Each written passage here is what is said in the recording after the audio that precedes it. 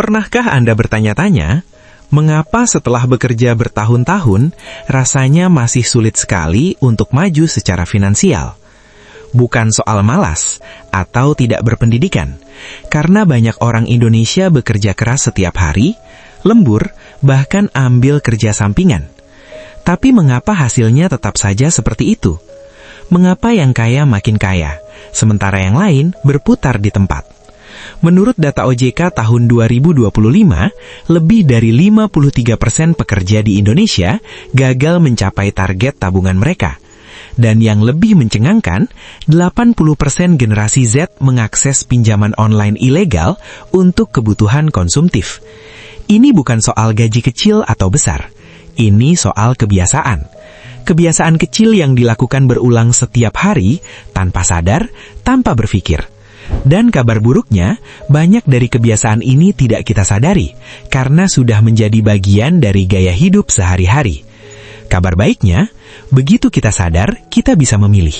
Bukan untuk berubah total dalam semalam, tapi untuk mulai melihat dengan jernih.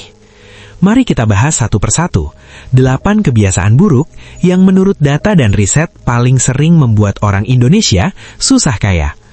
Kebiasaan nomor 1, gaji naik, gaya hidup ikut naik. Fenomena ini dalam ilmu ekonomi disebut lifestyle inflation. Dulu pas masih lajang naik motor sudah senang. Setelah gaji naik, rasanya harus kredit mobil. Dulu beli baju di pasar, sekarang harus di mall. Padahal secara psikologis, ini adalah jebakan hedonic adaptation, di mana semakin banyak kita punya, semakin banyak kita butuh untuk merasa puas. Data OJK 2025 menunjukkan lebih dari 50% pinjaman online digunakan untuk gaya hidup dan kenyamanan hidup, bukan untuk kebutuhan produktif. Artinya, uang yang seharusnya bisa menjadi batu loncatan malah digunakan untuk hal-hal yang tidak meninggalkan jejak. Kebiasaan nomor 2, prioritas cicilan daripada tabungan. Ini pola yang sangat umum di Indonesia. Gajian datang, yang pertama dibayar bukan tabungan, tapi cicilan HP, cicilan motor, cicilan pay later. Kalau ada sisa, baru ditabung. Kalau tidak ada, ya sudah. Menurut survei YouGov 2025, 53% pekerja penuh waktu menabung lebih sedikit dari yang mereka rencanakan. Bahkan 37% di antaranya mengaku sudah mulai menggunakan dana darurat untuk kebutuhan sehari-hari. Ini seperti membangun rumah tanpa fondasi. Satu gempa kecil langsung rubuh. Kebiasaan nomor 3, gengsi beli barang KW tapi pamer. Ini mungkin terdengar sepele, tapi psikologinya dalam. OJK menyebut fenomena ini sebagai FOPO, Fear of Other People's Opinion, di mana kita membeli sesuatu bukan karena butuh, tapi karena takut dinilai orang lain. Kita ingin terlihat sukses di mata tetangga, di mata teman, di mata keluarga. Meskipun di balik layar, dompet menipis dan tabungan kosong. Ini bukan soal salah atau benar, tapi soal kesadaran. Apakah barang ini kita beli karena memang kita suka, atau karena kita ingin disukai? Kebiasaan nomor 4, gak punya dana darurat. Ini mungkin kebiasaan yang paling berbahaya. Dana darurat adalah uang yang disisihkan khusus untuk situasi genting, kehilangan pekerjaan, sakit, musibah. Idealnya 3-6 kali pengeluaran bulanan. Tapi data YouGov 2025 menunjukkan 37% masyarakat sudah terpaksa menggunakan dana darurat untuk kebutuhan sehari-hari. Artinya, ketika musibah benar-benar datang, tidak ada yang tersisa. Dan disitulah pinjol dengan bunga tinggi menjadi jalan pintas. Kebiasaan nomor 5, investasi ikut-ikutan tanpa riset. Fenomena FOMO, Fear of Missing Out. Begitu ada tren baru, entah itu kripto, saham tertentu, atau binary option, banyak yang langsung ikut tanpa paham risikonya. Data Bank Indonesia menunjukkan, kelas menengah cenderung membeli barang konsumtif secara kredit, bukan membangun aset produktif. Investasi yang baik bukan yang paling ramai dibicarakan, tapi yang paling dipahami. Kalau tidak paham, itu bukan investasi, itu judi. Kebiasaan nomor 6, Utang konsumtif dianggap biasa.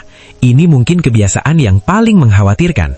Data OJK 2025 mencatat total pinjaman online mencapai 84,66 triliun rupiah, tumbuh 22% dari tahun sebelumnya, dan 80% generasi Z mengakses pinjaman online ilegal, bukan untuk modal usaha, tapi untuk konsumsi.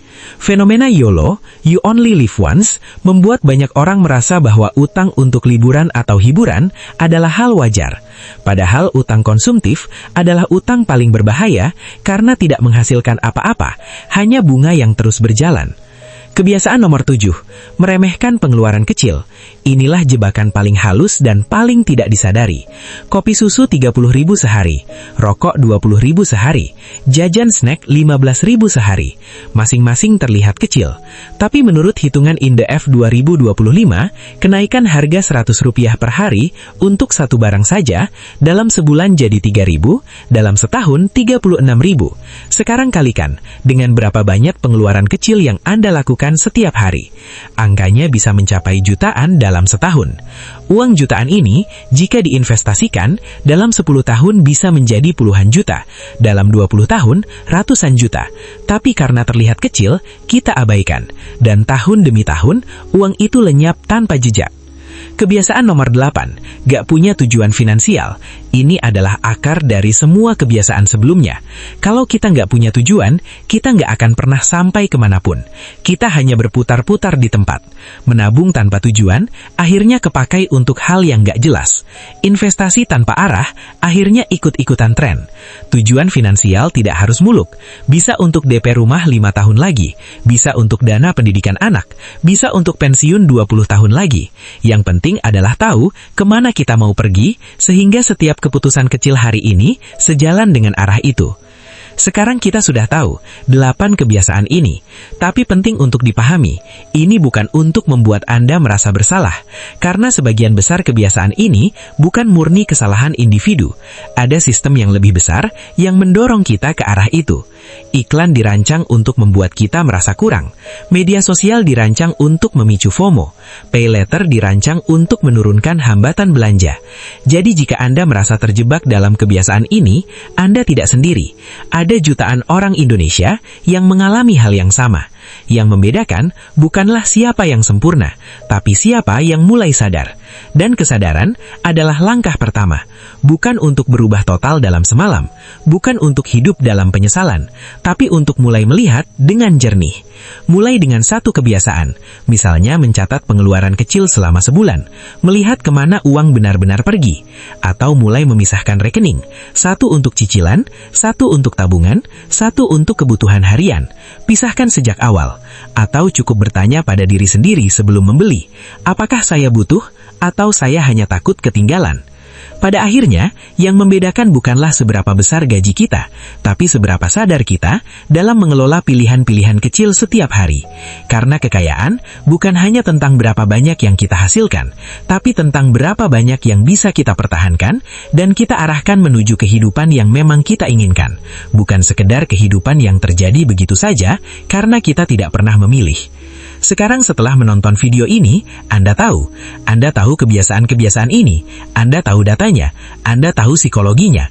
Apa yang akan Anda lakukan dengan pengetahuan ini, itu sepenuhnya terserah Anda. Tidak ada yang berhak menghakimi pilihan Anda. Tapi setidaknya, mulai sekarang, Anda tidak bisa lagi berkata, saya tidak tahu. Sekarang, Anda tahu. Dan kadang, tahu saja sudah cukup untuk mulai melangkah ke arah yang berbeda.